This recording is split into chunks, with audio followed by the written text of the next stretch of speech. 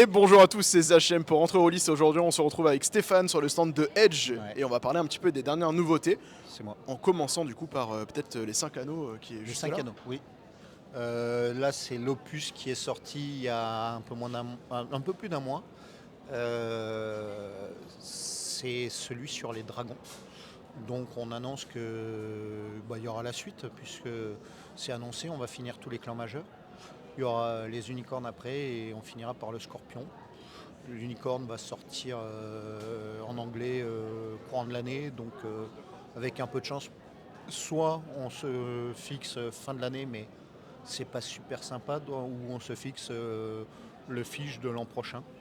Et comme ça, Oui, au moins, il n'y voilà. aura pas de déçus, ça Ouais, sortira c'est ça, dans les c'est temps. ça, c'est ça. Donc du coup, une gamme qui va continuer encore d'évoluer sur les prochaines années. Il n'y a pas... Il y a au minimum les 2 prochains ouvrages, ouais. Ok. Ouais. Après, rien n'est exclu, mais on va voir. On va voir. Donc du coup, de quoi faire plaisir encore pour les joueurs de cet C'est ça. univers-là. Oui. Alors juste après, il y a 2 livres, moi, qui me tapent à l'œil. C'est du Star Wars. Enfin, Ouais. ça arrive. Ça faisait des années que je les avais annoncés. Là, ils sont là, ils sont visibles. Bon, on en avait déjà parlé, je crois. Alors celui-là, ouais, à Octogone, pas de ouais. désintégration, on en a parlé. Octogone, Ouais. il est enfin sorti fin janvier, si je dis pas de Ouais. bêtises. Derrière nous, un peu plus loin, il y a la boîte de Le Réveil de la Force. N'importe quoi. L'aube de la rébellion. L'ère de la L'ère rébellion. de rébellion. Oh là là là là là, ça y est, c'est la fatigue. L'ère de la rébellion, rouge, boîte dure, rigide, nouveau format pour presque toutes nos boîtes. On abandonne le format souple qu'on avait avant. Ça c'est top, mieux. hein, c'est une très bonne nouvelle.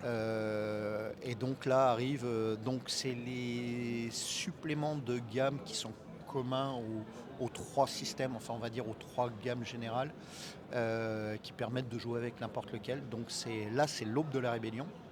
Il y en a 2 autres qui sont des suppléments de contexte. Et après, dans la même gamme, il y a 3 autres ouvrages qui sont des suppléments, je dirais, plus orientés. Tout ce qui est moyens de transport, de locomotion, les vaisseaux, les speeders, ainsi de suite. Un, c'est les équipements. Et après, je crois, le dernier, c'est sur les alliés et les adversaires qu'on peut rencontrer de manière générale. Ok. Ouais. Alors celui-là, du coup, ça se passe Ça, dans je connais le la, contexte, dans la ouais. partie Rogue One, en fait. Ouais, Vraiment, c'est... presque oui. même la série Rebels, en fait, hein, C'est ça, qui est sortie en dessin animé à la suite de Clone Wars. C'est ce qui se passe un petit peu avant ce qu'on connaît, quoi. Et après, alors, pour être très très honnête, c'est reparti, on le voit. Et il y a les traductions, les mises en page et tout qui sont faites d'autres ouvrages qui sont actuellement soumis à approbation chez nos partenaires américains. Ok. Donc ça veut dire que la suite arrive. Donc à la suite, donc potentiellement des campagnes, parce que là c'est ça qui manque aujourd'hui en français, Ouais. il y a très peu de campagnes.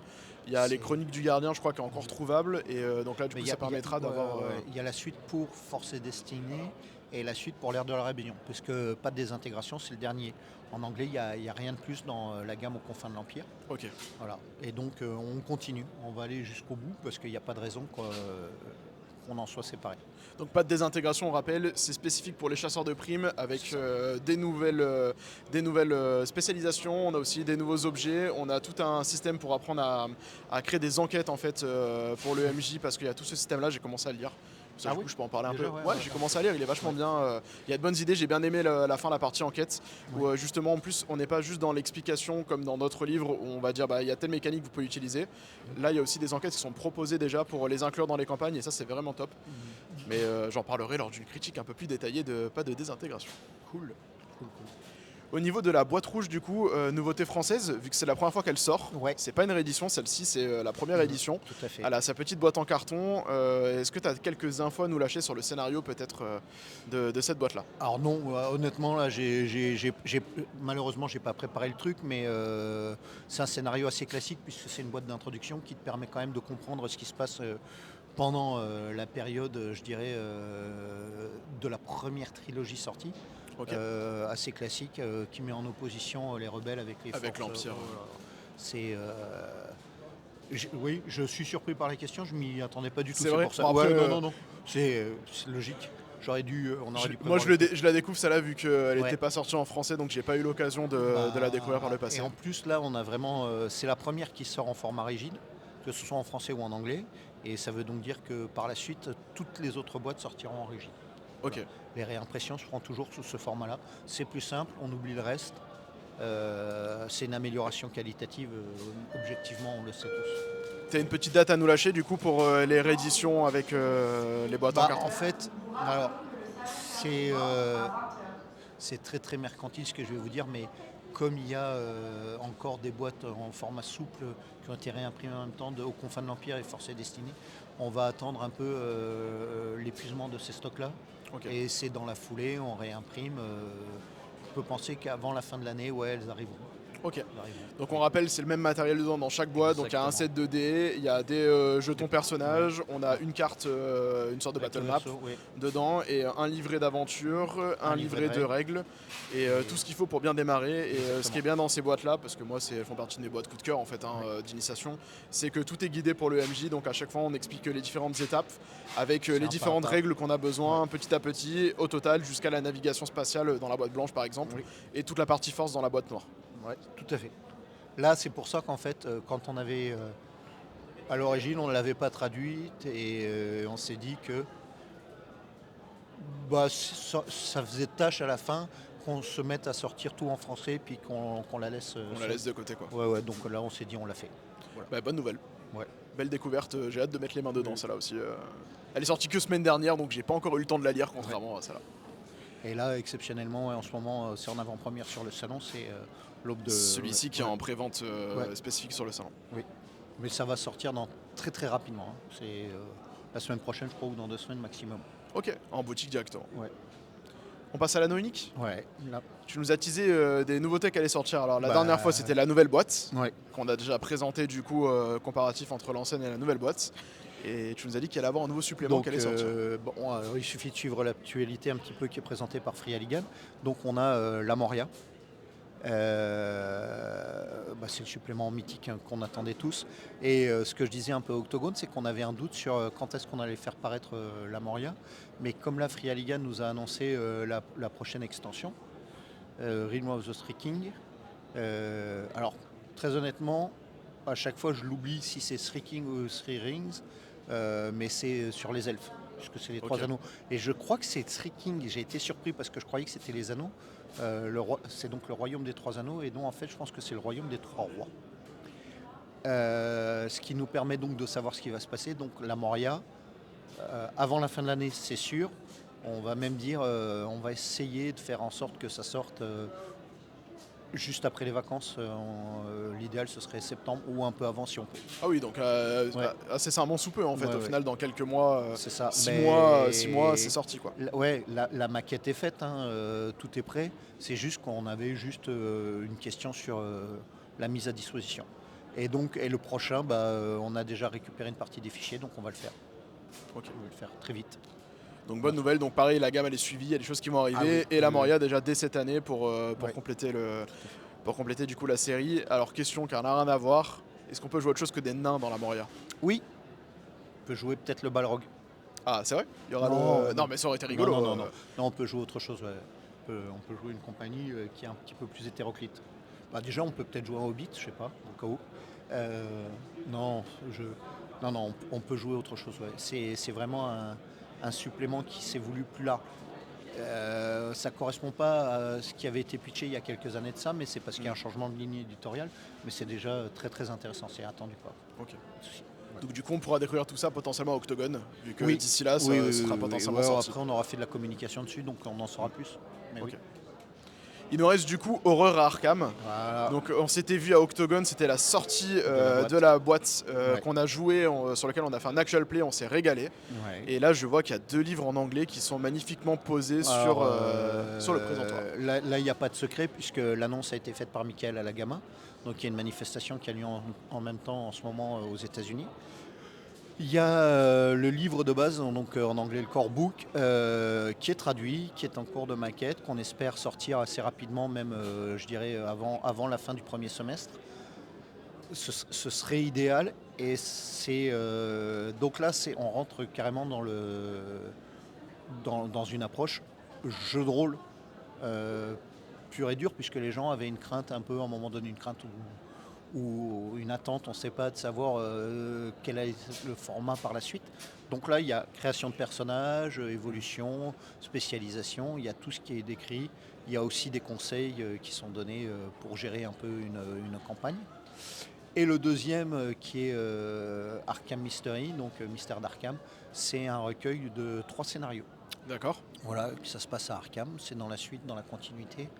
À côté de ça, on a quand même du matériel, des ressources qui sont mises à disposition gratuitement sur le site pour prolonger un petit peu l'attente avant que les 2 ouvrages sortent. Et alors on ne peut pas trop en parler, mais il est évident que dans nos tuyaux, il y a déjà la suite qui est prête. On a déjà une visibilité à plus ou moins long terme quand même. Donc la gamme, c'est pas qu'un one shot, enfin quelque chose qui va s'arrêter rapidement.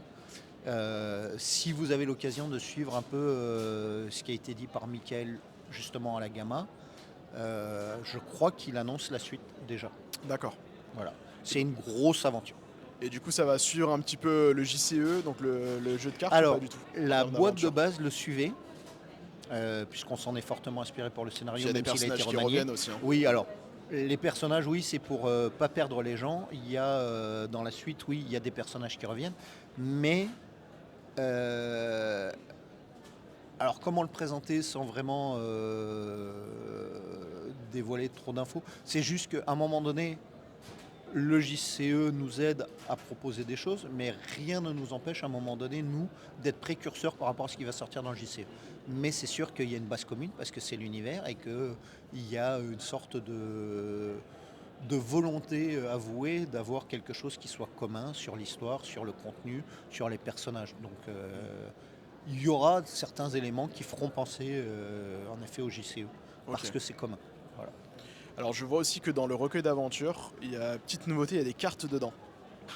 Ah oui, oui, oui, oui, oui, oui. Alors, comme si vous avez suivi ce que vous avez présenté à l'intérieur de l'ouverture de la boîte, c'est vrai qu'on utilise des pions et que c'est plus facile pour Oui, des gens qui n'ont pas clairement. forcément une grosse... Enfin, je vais dire une grosse maîtrise, mais c'est pas péjoratif ce que je veux dire, c'est des gens qui sont un petit peu moins à l'aise, je dirais, dans le phénomène de narration ou même de représentation spatiale. Donc on met des cartes pour que les gens puissent visualiser directement de quoi on leur parle. Hmm. Et c'est une aide de jeu Mais c'est supplémentaire. Et on veut, ouais. c'est bien parce que c'est inclus avec le livre. C'est pas ça. un supplément en plus, un accessoire acheté, c'est Ouais. vraiment compris avec le recueil d'aventures. Ouais, oui, parce que ça nous paraissait simple. Alors, de mémoire, je sais pas, il n'y en a pas 2 à l'intérieur, une devant, une Il y en derrière. avait une devant, une derrière. Ouais, c'est ça. Exactement. Donc ça permet d'avoir 4 plans. Il y en a un qui est un plan un peu plus généralisé, et puis il y en a 3 qui sont en relation avec les scénarios qui sont, enfin, une par scénario, quoi. Voilà. Mais c'est une bonne nouvelle du coup parce que c'est Ouais. offert avec le livre quoi. Oui. Et c'est ça, c'est un petit peu une nouveauté parce qu'il y en a très peu en fait aujourd'hui des livres de jeu de rôle qu'on achète où dedans on a directement des accessoires inclus. C'est une réflexion qu'on a eue à un moment donné par rapport à la gamme de la légende des 5 anneaux où on avait un supplément. Maintenant, nous, on les ajoute aussi dans les suppléments en français comme en anglais, dans ceux qu'on développe, parce que il y avait des suppléments qui étaient créés à part avec un scénario de 32 pages. Et malgré tout, ça n'avait pas le retour auprès de la communauté qu'on espérait. Là, on intègre les suppléments, on intègre les cartes, on intègre le matériel qui est nécessaire et qui nous paraît pour nous utile à une bonne compréhension et une bonne représentation. Voilà. Ok. C'est quelque chose qu'on va démocratiser, je dirais, dans le sens où C'est top, c'est une bonne chose d'entendre ça quoi. ça facilite l'immersion. Non mais clairement, puis c'est top de se dire quand je vais avoir mon bouquin, potentiellement je vais avoir des aides de jeu avec qui peuvent être... en fait c'est cool à une table de sortir une battle map pour mettre des jetons ou autre qu'on a en plus eu dans la boîte d'initiation, donc très bonne chose. Et après ce qu'il faut sur la gamme Arkham, il faut regarder un peu aussi sur notre site parce que Mathieu qui s'occupe un peu de toute la partie événements, marketing, communication avec ses équipes met à disposition du matériel additionnel qui permet vraiment de développer l'immersion dans l'univers d'horreur Arkham, quoi. Donc ça c'est une manière d'accompagner les gens qui nous suivent de dire voilà, vous avez ça en plus, comme un peu sur toutes les gammes, donc on essaye de le développer. Bah, très bonne nouvelle. J'ai une dernière question à te poser sur une autre Yes. gamme que j'ai vu qui est cachée juste derrière, ici là. J'ai vu Midnight. Midnight. Est-ce qu'il y a des nouveautés, des choses qui vont Alors, sortir prochainement? Est-ce que tu peux en parler déjà? oui, oui, on peut en parler. Paradoxalement, Midnight, c'est quelque chose qui nous tenait à cœur, puisque c'est un univers qui est un peu propriété qui nous appartient, mais il n'y a pas eu l'accueil qu'on pouvait espérer. D'accord. Et C'est dommage. il y a, euh, il y a La Couronne de l'Ombre, qui est une campagne qui a été publiée en anglais, qui a été imprimée en anglais. Il y a un aspect économique là-dedans. Euh, on le sait, traduire un livre, c'est très cher. Mm. L'imprimer, c'est très cher. Et imprimer pour imprimer, ça n'a aucun intérêt. Alors quand je dis imprimer pour imprimer, c'est de dire on va imprimer 2000 ouvrages, on va en vendre 500 et il y en a 1500 qui vont rester au pilon. Est-ce que... Enfin, qui vont rester au pilon, non, qui vont rester sur des étagères à prendre la poussière ou qu'on va devoir mettre au pilon.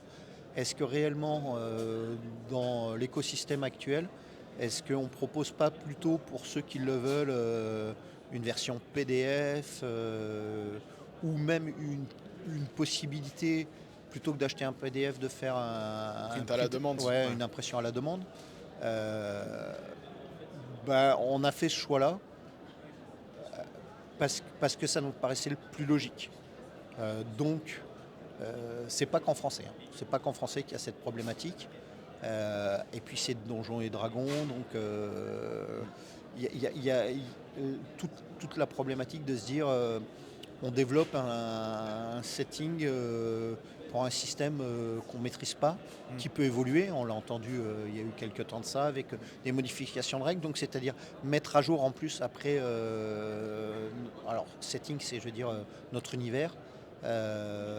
Pour répondre un peu aux modifications qui sont faites par l'éditeur d'origine de Donjons et Dragons. Donc non, non, donc ça s'arrête petit à petit. Il n'y a pas de volonté de prolonger la gamme. D'accord. Actuellement, Oui. c'est à l'instant où je vous parle. Sur cette édition en plus. Sur cette édition, voilà. C'est un peu plus ou moins aussi le cas pour Aventure à Rokugan. Il y a encore un supplément, c'est pareil. Après Tombe de Yushiban, il y a encore quelque chose qui est prévu en anglais. La question se posera au moment de la localisation, de savoir ce que c'est imprimé. On ne sait pas. Au jour d'aujourd'hui, on ne sait pas. D'accord. Et donc du coup potentiellement par la suite, possibilité de ressortir une nouvelle version avec un système propriétaire, comme Genesis par exemple, je spécule. Alors Genesis, on le voit, il y a énormément de choses. Il y a encore des publications en anglais qui vont sortir. Là aussi, il n'y a pas eu véritablement d'accueil probant en langue française. On continue. Là, c'est vraiment un choix éditorial de se dire est-ce qu'on reprend Midnight. Objectivement, je ne saurais pas le dire actuellement. Ouais, je comprends. C'est peut-être une réflexion qu'on aura plus tard. Alors, parce que l'univers il est cool, hein. Moi pour avoir proposé à mes joueurs, donc je leur ai fait jouer le petit scénario qu'il y avait en fait dans l'écran du maître. Oui. Donc je leur ai fait une introduction maison et j'ai enchaîné sur ce scénario là, j'ai eu que des bons retours. L'univers a vraiment plu. Après le système c'est Donjons et Dragons, donc ça marche plus ou moins bien en fonction des joueurs, des personnes aussi à la table. Il y a eu des retours là-dessus sur Midnight qui étaient moins positifs. Moi étant fan de Donjons et Dragons, ça m'a pas dérangé plus que ça. Mais c'est vrai que l'univers de Midnight est très très cool quoi, pour l'avoir découvert moi avec cette édition là. En fait, au moment où on fait le choix de faire Midnight, c'est parce que l'univers nous plaît. Bah c'est pas parce que le système nous plaît, hein, Donjons et Dragons, voilà. C'est juste qu'on l'avait connu à l'époque. Il y a un film extraordinaire à voir, enfin extraordinaire, c'est humoristique hein, ce que je dis, mais ça nous plaisait l'idée, et puis en plus c'était assez dark. Bah c'est ça. Il y a une possibilité quand même d'améliorer les choses, et de rédemption et tout, des sujets, il y a tout ça qui est intéressant dans l'univers. Mais voilà, c'est encore. Alors, il y a plein de choses où on dit bon, on stoppe. Pourquoi on stoppe? Parce qu'on a une bande passante et que là, objectivement, Arkham nous prend du temps parce que ça marche bien, qu'on veut fournir du matériel aux gens. Ça marche bien. Je veux dire, c'est même pas une question financière, c'est une question d'accueil du public. Oui. C'est que ça marche bien, on a des retours un peu partout, ça se développe, on nous le demande. Et donc, ça nous donne des envies autres. Et on ne peut pas, évidemment, que Michael cherche aussi ailleurs que ce qu'on fait. On va finir ce qu'on a prévu, mais c'est pour proposer aussi d'autres choses par la suite. Ok. Voilà. Eh bien écoute, merci beaucoup pour ton temps et pour toutes ces présentations, ces dernières nouveautés et ces échanges. C'était super intéressant. Ouais, bon, et puis c'est toujours un plaisir. Là, ça va, c'est calme, c'est le début. Bah, c'est le début du salon. Ouais, On c'est sait, le bon, début du salon. c'est le début du salon. Il est 18h passé, presque 19h. Donc on est quand même Puis sur on la est fin de arrivé- journée. Donc, ouais, les journées sont longues là, parce ouais. qu'ils nous font arriver tôt. On attend, et puis on est arrivé avec Mathieu un peu plus tôt hier. Mais ça va, c'est cool. C'est cool. Et puis c'est toujours plaisant d'être sur des salons malgré tout. C'est clair. Voilà. Bon, en tout cas, merci beaucoup. On se retrouvera à Octogone dans tous les cas. Ça, Ouais. c'est sûr, nous on y sera. Ouais. Et puis normalement, vous y êtes aussi. Donc Et on puis aura avec l'occasion de se notre retrouver. teaser excellent sur les boîtes blanches. Ah, exactement. Moi, j'attends de savoir ce que c'est la boîte blanche. On n'en parlera pas plus. Du Pas coup, plus, non. Vu qu'on n'a pas le droit de parler plus que de la boîte blanche. Pas plus que la boîte blanche. Ben merci. Merci beaucoup.